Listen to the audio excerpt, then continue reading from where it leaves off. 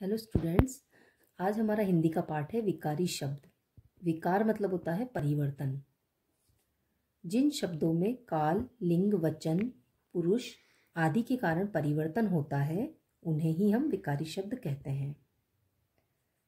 अब इसमें देखेंगे हम विकारी शब्द कौन कौन से हैं, उनकी परिभाषा और उदाहरण दिए गए हैं यहाँ पे।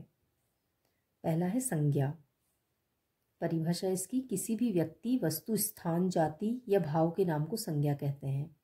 संज्ञा 3 प्रकार की होती है: व्यक्तिवाचक संज्ञा, जातिवाचक संज्ञा और भाववाचक संज्ञा। अब इसके उदाहरण: राहुल, अंकिता, इंदौर, नेपाल, दिल्ली।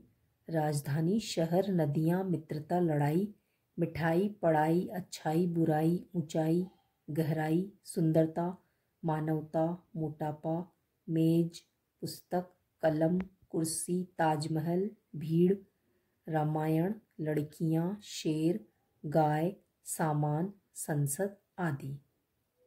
दूसरा विकारी शब्द है सर्वनाम। संज्ञा के स्थान पर जो शब्द प्रयुक्त होते हैं या संज्ञा के स्थान पर जो शब्द आते हैं उन्हें हम सर्वनाम कहते हैं। सर्वनाम के कुल 6 भेद होते हैं। कौन कौन से हैं वो?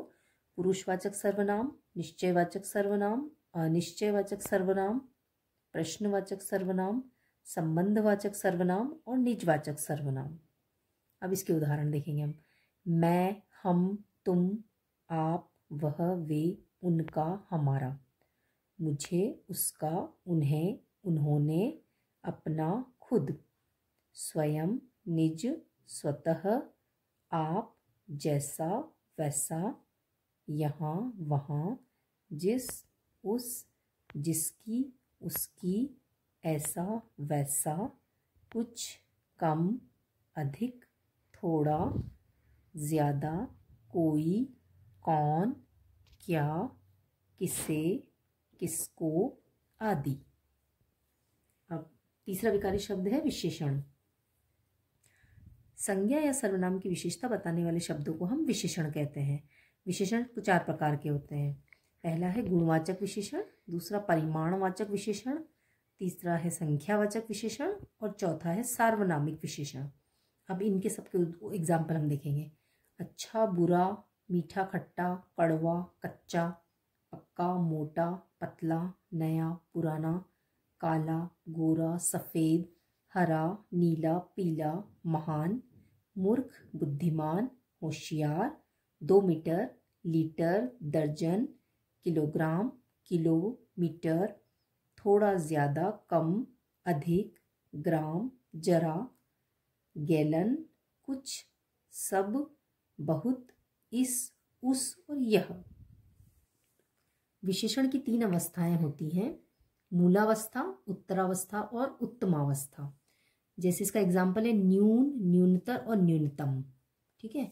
अब मूलावस्था, उत्तरावस्था और उत्तमावस्था, इसके उदाहरण है अधिक, अधिकतर, अधिकतम, सुंदर, सुंदरतर, सुंदरतम, लघु, लघुत्तर, लघुत्तम, अच्छा, उत्तम, सर्वोत्तम, सरल, सरलतर, सरलतम, उच्च, उच्चतर, उच्चतम। ठीक है। अब हम चौथा देखेंगे क्रिया। अब इसमें है कि जिस शब्द से किसी भी कार्य को करने का हमें पता चलता है या बोध होता है हम उसे क्रिया कहते हैं। या पहले भी सब परिभाषाएं पढ़ चुके हैं, तो अभी एक तरह से आपका रिवीजन है फिर से। अब कार्य के आधार पर क्रिया कितने प्रकार की होती है? 2, अकर्मक क्रिया और सकर्मक क्रिया। अकर्मक क्रिया, क्रिया का वो रूप जिसमें क्रिया का प्रभाव केवल कर्ता पर पड़ता है तथा जिसमें कोई कर्म नहीं होता है, उसमें उसे ही हम अकर्मक क्रिया कहते हैं। इसमें कोई कर्म का पता नहीं चलता है। जैसे रमेश गा रहा है, कछुआ चल रहा है, वह रो रहा है, पानी बह रहा है, ये सब अकर्मक क्रिया के अंदर आएंगे। ठीक है। अब सकर्मक क्रिया क्या होती है? क्रिया का वह रूप जिसके कार्य का प्रभाव केवल कर्म पर ही पड़ता है, अर्थात जिस क्रिया में कर्म अवश्य होता है उसे ही सकर्मक क्रिया कहते हैं। इसमें कोई ना कोई कर्म आपको दिखेगा। जैसे प्रवीण फल खाता है, बच्चा पानी पी रहा है, तो इसमें काम हो रहा है पानी पीना, फल खाना। विनय चित्र बना रहा है, चित्र बनाना। अध्यापक कहानी सुनाते हैं। ठीक है। तो कहानी अध्यापक सुना रहे हैं, इसलिए ये सब क्या है? सकर्मक क्रिया। इसमें कोई ना कोई कर्म हो रहा है। तो इस तरीके से हमारा पूरा पाठ है, आपको भी ये बुक से पढ़ना है। अब यहाँ पर इसके मौखिक प्रश्न उत्तर हैं, तो वो मैं आपको सेंड करूँगी बाद में। अब लिखित प्रश्न देखेंगे हम यहाँ। सर्वनाम शब्दों को शुद्ध कीजिए। मेरे को स्कूल जाना है तो क्या लिखेंगे आप? मुझे स्कूल जाना है। हमारे दादी जी घर पर नहीं है तो आपको लिखना है हमारी दादी जी घर पर नहीं है।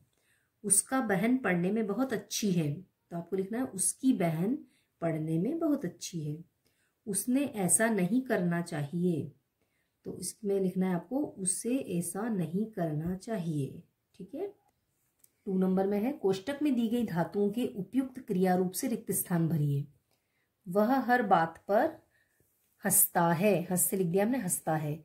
मैं पत्र लिख रहा हूं। आपने यह शर्ट कब खरीदी? नल से पानी मत बहाओ। मजदूर ट्रक पर सामान चढ़ा रहा है। तो ये जो धातुएं हैं इसको हमको सही करके सही रूप में लिखना है। अब यहाँ भी प्रश्न है जिनके उत्तर हमको सब यहाँ बुक से मिल जाएंगे। ठीक है। प्रश्न 4 है निम्नलिखित शब्दों की उत्तरावस्था और उत्तम अवस्था लिखिए। अभी जैसे कि हमने एग्जाम्पल पढ़े थे सारे। योग्य का क्या हो जाएगा? योग्यतर योग्यतम। उच्च उच्चतर उच्चतम। निम्न निम्नतर निम्नतम। प्रिय प्रियतर प्रियतम। अधिक अधिकतर अधिकतम। श्रेष्ठ श्रेष्ठतर श्रेष्ठतम। ऐसे आपको इसको यहाँ पर पूरा फिलअप कर लेना है। प्रश्न 5 में आपको सर्वनाम शब्दों का वाक्यों में प्रयोग करना है। ये सब सर्वनाम शब्द हैं, इससे एक एक वाक्य बनाते जाना है। जैसे मैं उदाहरण के लिए 1-2 बता देती हूँ आपको। जैसे मैं, तो मैं से वाक्य बना लीजिए। मैं रोज स्कूल जाती हूँ। अब तुम्हारा, तुम्हारा नाम क्या है? ठीक है। उसका, आज उसका भाई हमारे घर आया था। इस टाइप से आप कोई ना कोई वाक्य इन सब से एक एक बना लेंगे। तो ये पार्ट आपका यहीं पर पूरा होता है। अब आप ये पार्ट अच्छे से पढ़ना है आपको और वीडियो को भी देखना है।